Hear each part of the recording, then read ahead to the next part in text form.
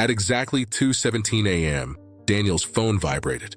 Not rang, not buzzed loudly, just one quiet vibration on the bedside table.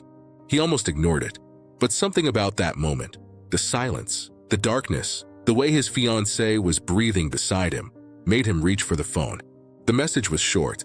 You should ask her what happened in room 306. No name, no explanation, just that. And by sunrise, the woman Daniel planned to marry was no longer in his life. This is not a movie plot. This is not a made-up story.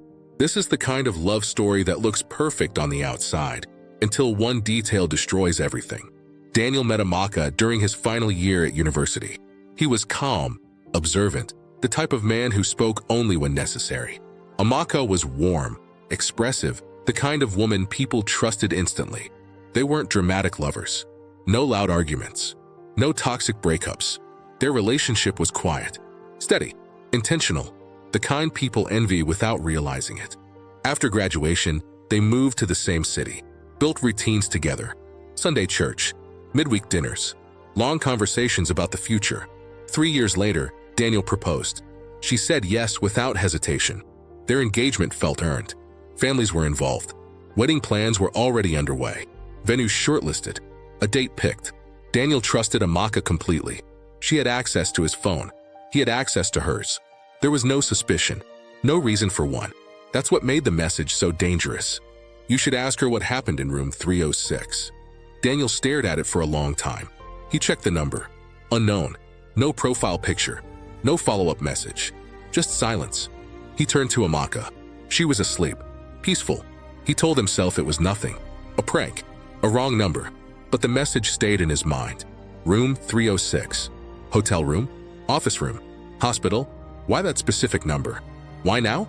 The next day, Daniel did something he had never done before. He went through Amaka's old emails. Not because he didn't trust her, but because the message wouldn't leave his head. It took hours. Then he found it. A reservation confirmation. 2 years earlier. A hotel stay. One night. Room 306. Daniel's chest tightened. At the time, Amaka had told him she was attending a work seminar in another state. The dates matched. That evening, Daniel asked her calmly, "Did you ever stay in a hotel during your seminar in Enugu?" She paused, just for a second. "Yes," she said. "The company booked it." "Which room?" She looked confused. "I don't remember." Daniel showed her the email. Room 306. Her face changed. Not guilt, not anger, fear.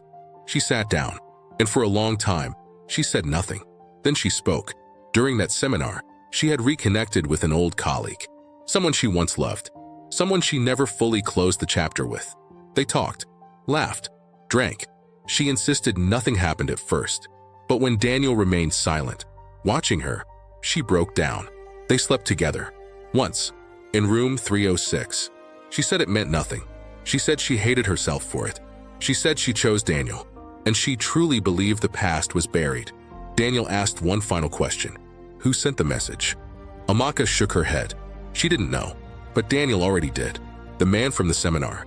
He had just found out about the wedding, and instead of confronting her, he waited, timed it, and destroyed everything from the shadows.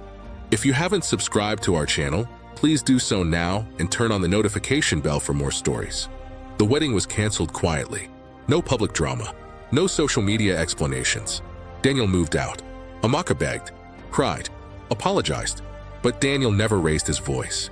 He simply said, "I loved you honestly, and I deserve a love without hidden rooms."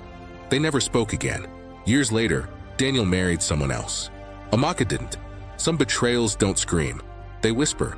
And sometimes, one message is enough to end a lifetime plan. If you were in Daniel's place, would you forgive? Or would you walk away quietly, the same way trust left?